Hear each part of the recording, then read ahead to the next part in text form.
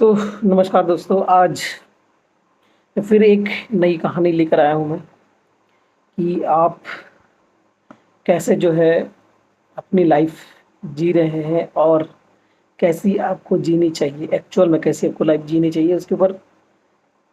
और ये real fact है। मुझे पता है आप ज़्यादा देखेंगे नहीं, स्किप कर देंगे। यहाँ तक कि लोग स्किप कर देते हैं, ज़्यादा से ज़्यादा 20-30 सेकंड देखते हैं और उससे ज़्यादा देखते नहीं, क्योंकि उनको पता है, क्योंकि वो सच्चाई से दूर भाग रहे हैं और वो उस चीज़ को करना ही नहीं चाहते, उस चीज़ पे खरे उतरना ही नहीं चाहते उस चीज़ पे। तो आइए, ये सब की बातें ना करते हुए आपको सीधे मुद्दे पे ले आता हूँ मैं। मैंने एक स्टोरी बनाई हुई है, अगर आपको इंटरेस्टिंग लगे तो आप कमेंट कीजिएगा।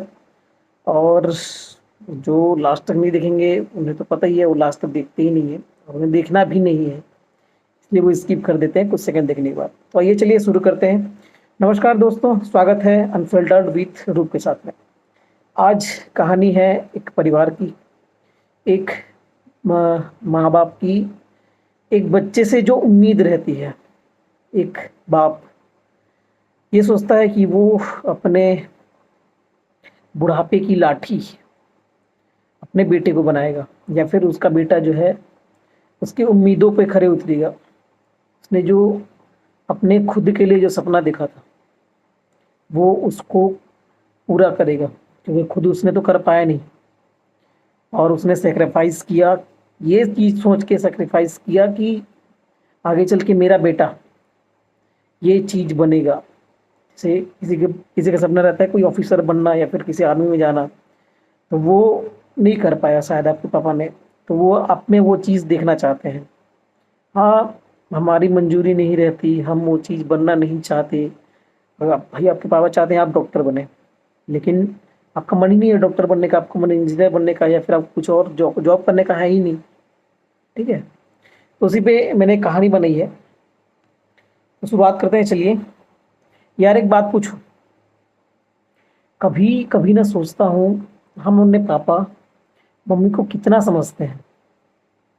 हमारा पूरा बचपन पापा का एक ही चेहरा याद है मुझे, वो भी गुस्से वाला। हर बात पर डांट, हर छोटी सी गलती पे चिल्लाना, फोन मत चलाओ, ज़्यादा देर फ़ोन से मत लगे रहो, रात को जल्दी सो जाओ, खाना खाते खाते फ़ोन मत चलाओ। कितनी बार समझाओ तुम्हें। यही बातें सोचकर मुझे लगता था कि पापा मुझसे प्यार नहीं करते हैं। लेकिन मुझे अब भी याद है, जब मैं स्कूल में था और मुझे पिकनिक पर जाना था। सारे दोस्त पिकनिक पर जाने के लिए रेडी थे और हमारे घर में पैसे की कमी थी, तो मैंने भी जिद की। मुझे भी पता था कि घर वालों के पास पैसा नहीं है, लेकिन अब सब जा रहे हैं तो मुझे भी जाना है भाई। सॉरी। क्योंकि अब बचपन का वो दिन रहता है कि सब दोस्त जा रहे हैं तो हमको भी जाना है। तो दिन से दोपहर हुआ, सुबह से दोपहर हुआ, फिर रात हुई। अगले दिन जाना है, अगले दिन शाम को निकलना है, तो पैसा कहाँ से लाया जाए। मैंने मम्मी को बताया, पहले पापा को बताया। पापा ने मर्द कर दिया मना और गुस्से पे चिल्लाया। ठीक है, फिर मम्मी को बोला। मम्मी ने बोली कि ठीक है, बात करती हूँ पापा से। फिर रात में उसने बात की, फिर पापा जैसे तैसे करके माने। और तब मैं दुखी था, खाना भी नहीं खा रहा था। फिर पापा ने अचानक से मेरे हाथ में पैसे दे दिए और कहा घूम ले। जब मुझे बाद में पता चला मम्मी से कि पापा ने पैसे उधार लाए हैं मेरे लिए, वो भी सेक्रीफाइस करके, तो बेटा घूमेगा। तो सोचिए उस बाप ने कितने ऐसे और सेक्रीफाइस किए रहेंगे। तब समझ आया कि पापा जो है गुस्से नहीं करते थे, बस चुपचाप मेरे लिए या अपने बच्चे के लिए त्याग कर रहे थे। सीधी सी बात है, हमारी पीढ़ी को जो है समझना चाहिए।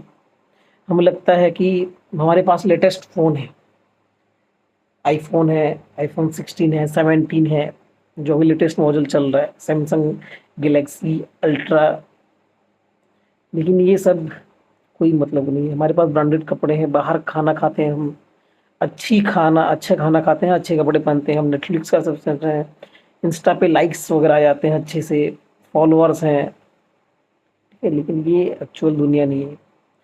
लेकिन क्या हमने अभी तक सोचा है कि जिसने हमें ये सब दिलाने की कोशिश की, उसने खुद अपने लिए क्या रखा? कभी सोच के देखो। और रियल फैक्ट है कि मेरे पापा जो हैं वो खुद 2 से 3 साल में एक बार कपड़े खरीदते हैं वो। और मेरे पास है, ऐसे नहीं है कि मेरे पास नहीं है, लेकिन वो बहुत कम ही खरीदते हैं वो। अब शायद आप लोग को समझ में आ गया होगा कि क्यों वो ऐसा करते हैं वो। हम कहीं पूछते हैं कि पापा आप कैसे हो, हम सोचते हैं कि हम ही ज़्यादा स्मार्ट हैं, हमारे पास ही ज़्यादा टेक है।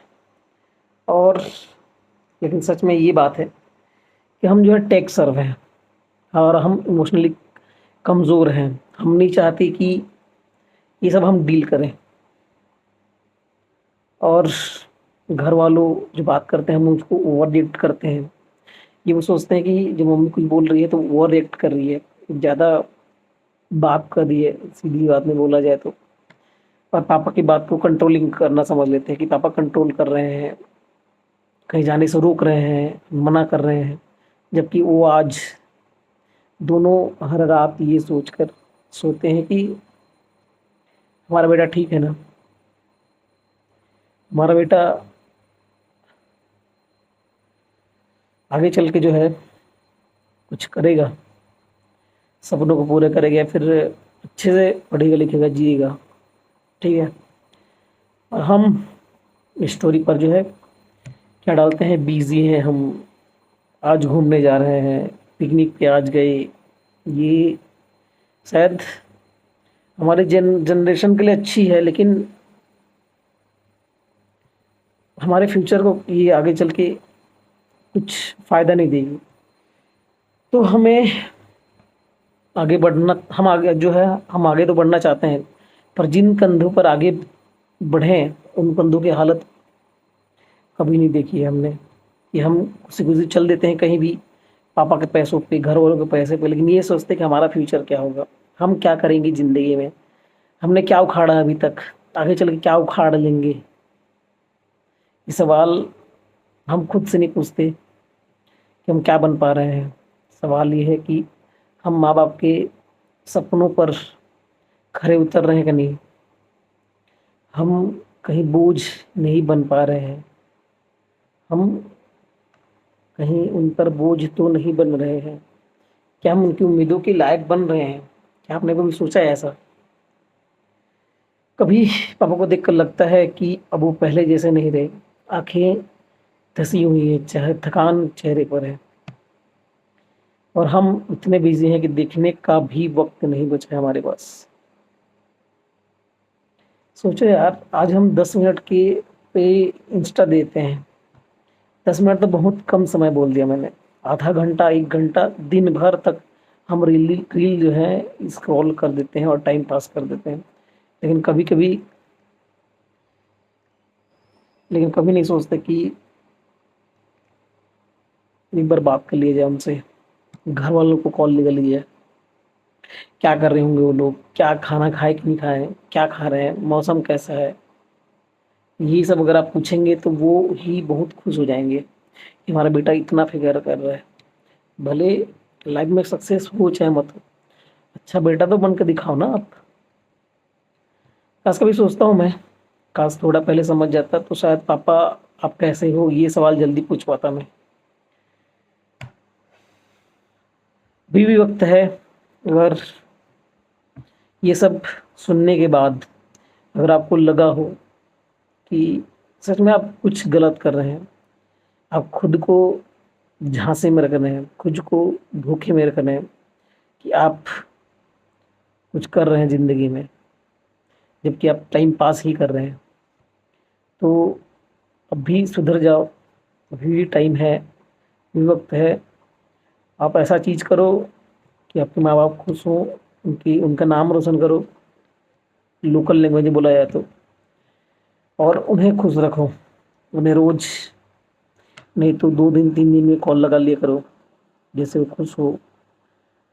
और अब उनकी उम्र हो चुकी है यार, ठीक है, तो कुछ दिनों में भार तुम्हें ही संभालना है और वो सारा बोझ तुम पर ही आने वाला है। तो अभी से थोड़ी जिम्मेदारी उठा लो, सुधर जाओ थोड़ा, और आगे चल के ये दिन न देखना पड़े कि जो तुमने और तुम्हारे माँ बाप ने सोच कर तुम्हें उस लायक बनाने के लिए ने सेक्रीफाइस की थी, आज भी तुम वही सेक्रीफाइस कर रहे हो।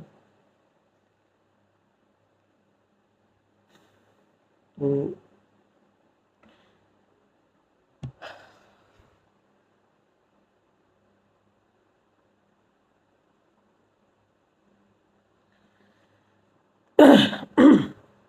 तो गाइस आज के लिए बस इतना ही। अगर आपको पसंद आता है तो कमेंट में बताइएगा कि आपको कैसा लगा, आप सुधर रहे हैं कि नहीं सुधर रहे हैं।